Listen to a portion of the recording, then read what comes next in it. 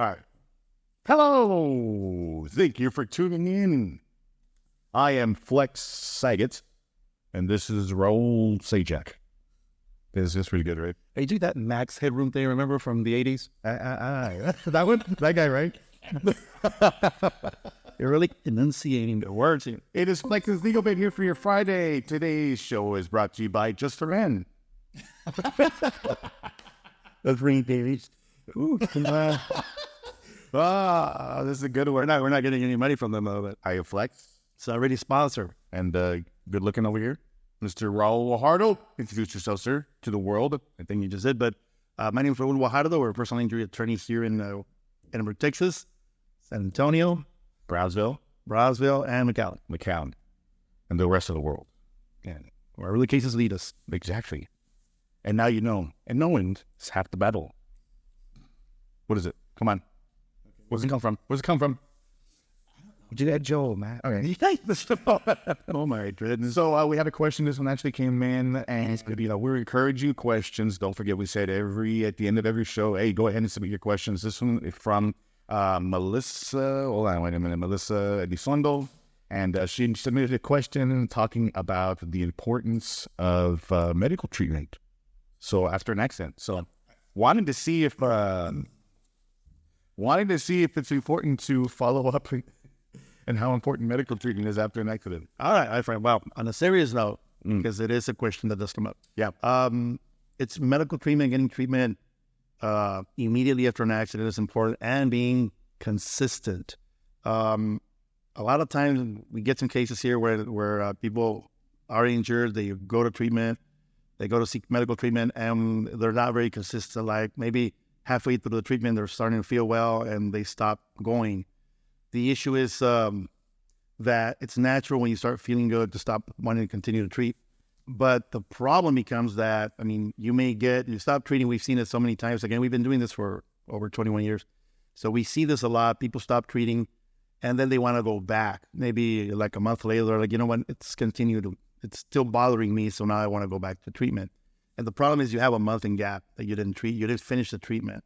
So the insurance company always raises a red flag with that maybe you're really not hurt, or maybe you're just trying to build up a case that you're seeking just monetary compensation, which is not the case. Our main goal here is always to get the people back to their feet the best way possible, get them treated, get them going on the road again, get their car fixed, that kind of thing, get them back to daily activities. That's our goal. So they have to do the full turn of the treatment, right? Well, it's not only because of appearances.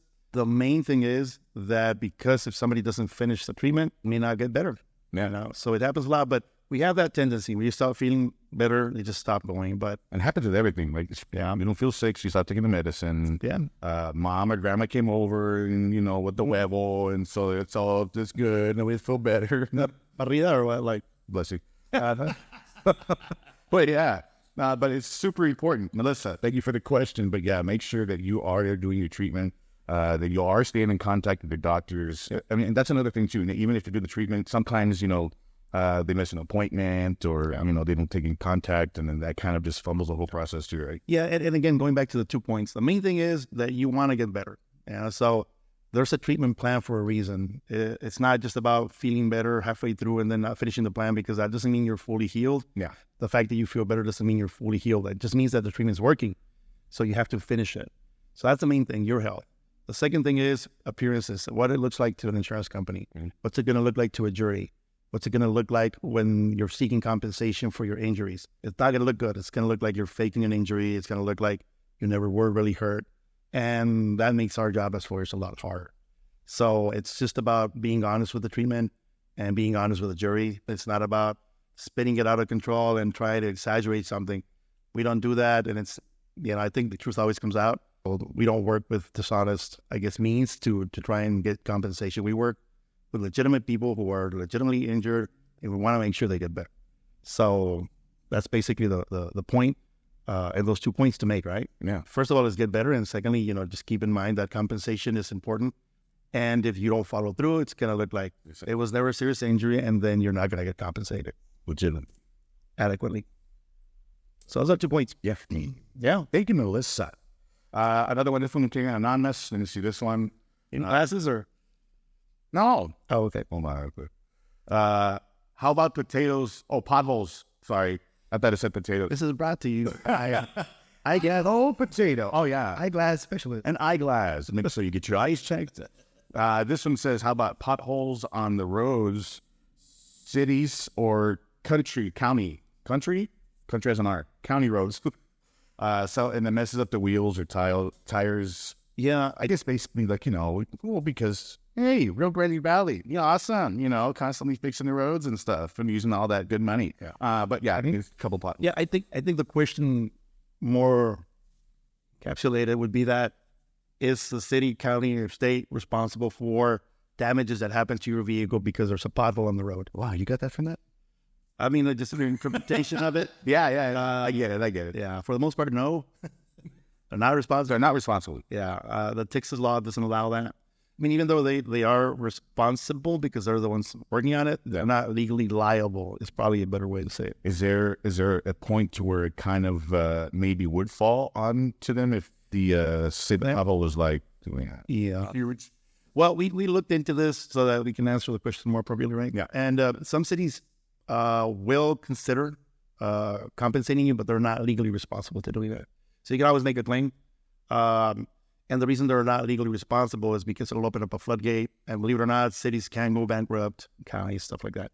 So yeah, they don't do that. They're not responsible for that. The law allows certain responsibilities only. So it's kind of odd, because the state makes the laws and then they tell you what you can sue them for. Mm. Yeah, it's kind of, I always thought that kind of be odd, but hey, that's how they run things. So they can only be responsible, for example, on a motor vehicle accident. Let's say there's a city car that caused an accident, that kind of thing. Yeah, so it protects them a lot.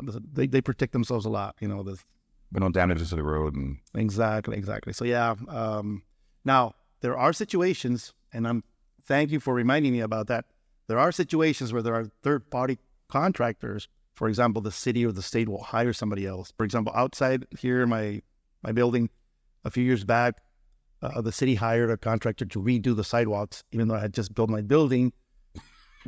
And I put my sidewalk brand new, but hey, they have to spend money, right? Throw it somehow.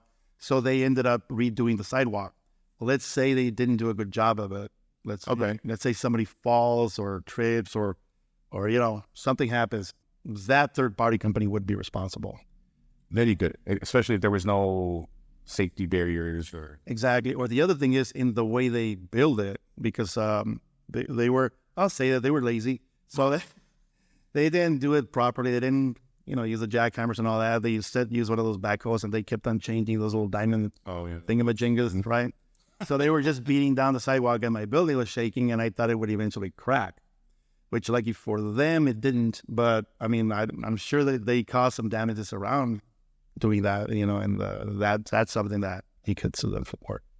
So thanks for talking about potholes. Shout out to the third-party company that messed up the sidewalk. Yeah.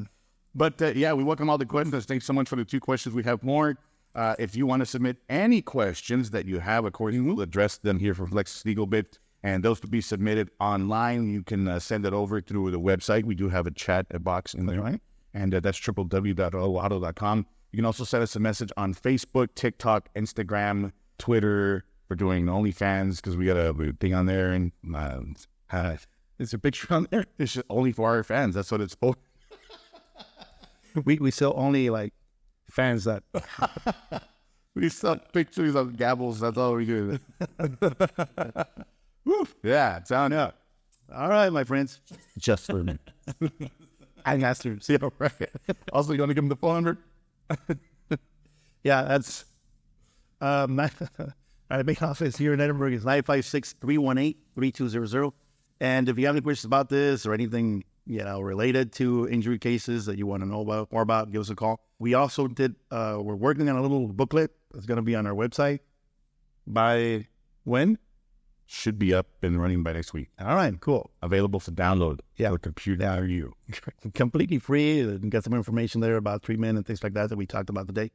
And I thank you all for tuning in. Again, my name is Raul Guajardo, personal injury attorney.